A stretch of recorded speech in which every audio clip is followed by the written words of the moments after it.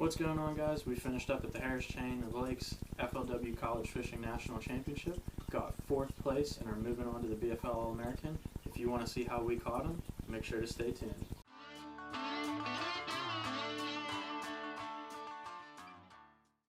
Alright, what's up, guys? We're going to talk about how we caught our fish down at the Harris Chain of Lakes to get 4th place. But to start off, if you're new to my channel, I'm going to be keeping up with the YouTube channel a little bit more now. I'm starting to pursue fishing a little bit more, possibly as a career.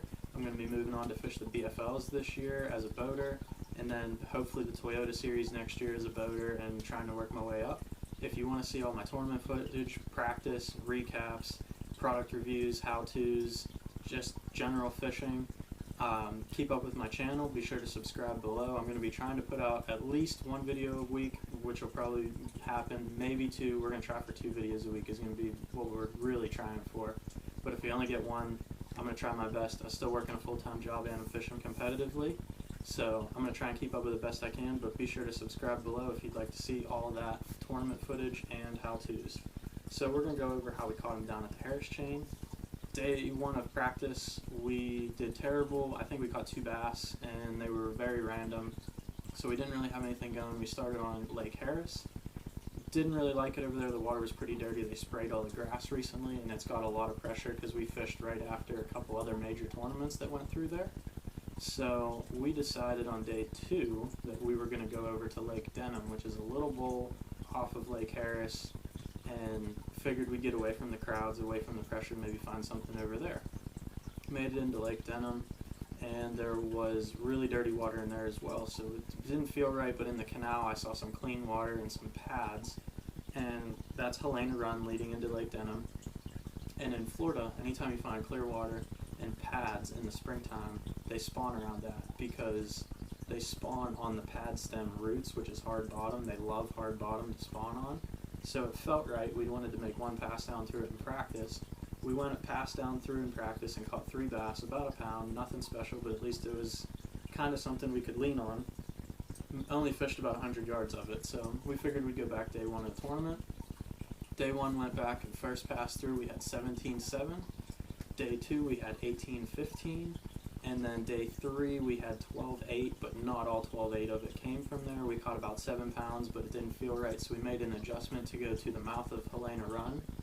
And we ended up catching 2 flipping the pads at the mouth of Helena Run, and filled our limit up and got 12.8, qualified us for the All-American, BFL All-American on Lake Hartwell.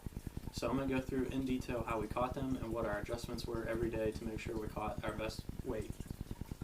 The fish we caught, 13 of our, actually 12 of our 15 fish came on this right here.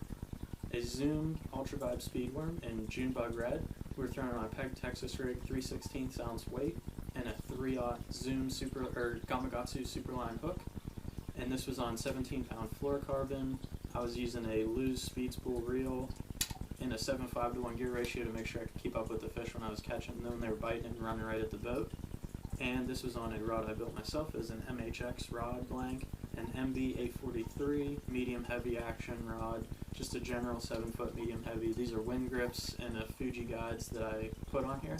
If you'd like to see videos on how to build my own rods, because we also caught them on another rod that I built, if you want to learn how to build your own rods, leave a comment down below, and we'll start making some videos on how to build rods, because I do it. I got a couple rods over here off to the side that I built as well myself. The other rod bait that we used to catch our 2 big fish on day 3 was another peg Texas rig with a 1/4 ounce weight and a 3/0 superline Gamakatsu hook, and we used a Bitter's Magic Wand in June bug, and we were flipping to the pad stems and letting it sink down and catching them that way. This was on an MHX Elite X rod blank. It's an 873.5, so it's a little bit heavier than a medium heavy, almost a heavy action. Perfect for flipping these light Texas rigs, so it's sensitive. This is also the higher modulus graphite blank, but you could also feel what was down there without, and then since you're only throwing a light worm Texas rig, you don't want a rod with a real stiff tip or like a big flipping stick for that.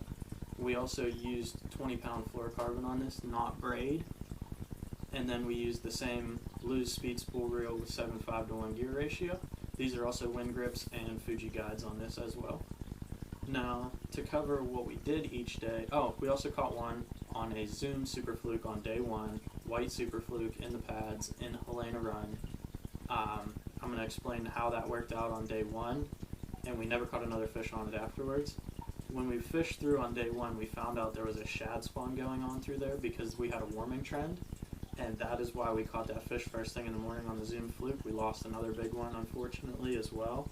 But then after that, it was all speed worm, just winding it, catching a bunch of fish doing it.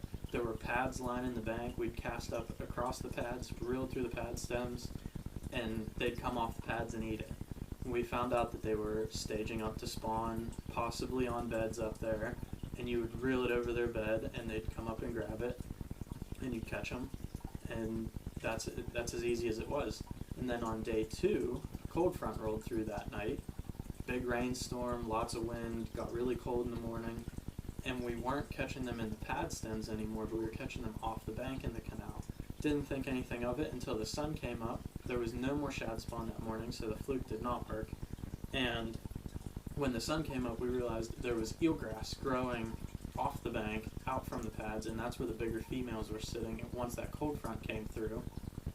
And same thing, you'd reel it with the pegged weight, you could get it through the eelgrass. You'd reel it through a clump of eelgrass, and they would eat it. And that's how we caught our big ones on day 2. We went and just fished through there and caught every fish we could. We had a long day on day 2, fished everything, and only stayed in that creek all day. Fished every piece of cover we could. Then on day 3 we went back in and caught about 7 pounds for a limit. Quick limit, but it wasn't big. We couldn't get any big bites. Everything was a pound or right around 1.5 pounds. I think we caught one that was a 2-pounder in there. Decided to make a little adjustment. The weather kind of stabilized. We figured maybe there'd be another wave coming up to spawn. So we moved out to the pads at the mouth of Helena Run. The water was clearer in there now because the wind hasn't been blowing. And it cleared up from what it was in practice. And that's when we went in with this June bug trickworm. And you would flip it in the edge of the pads in deeper water where there's harder bottom. The deepest pads have the hardest bottom because there's not as much silt or mud on the pad stem there. So you'd flip it into the edge there, let it sink to the bottom, and you would just kind of shake it on the bottom there without moving it very far. We only caught 2 fish doing it, but one was a 3.5 and one was a 4-pounder, and that is what got us into our top 5 finish to move on to the BFL All-American. We'll be fishing out on Lake Hartwell. We're going to go pre-practice here soon, and then I will be down there for actual practice and tournament footage, and then tournament recap as well. So if you want to watch that, make sure to stay tuned for that. If you enjoyed this video, please give it a thumbs up down below, and if there's any other video suggestions you'd like to see, make sure you comment down below for me. Thanks.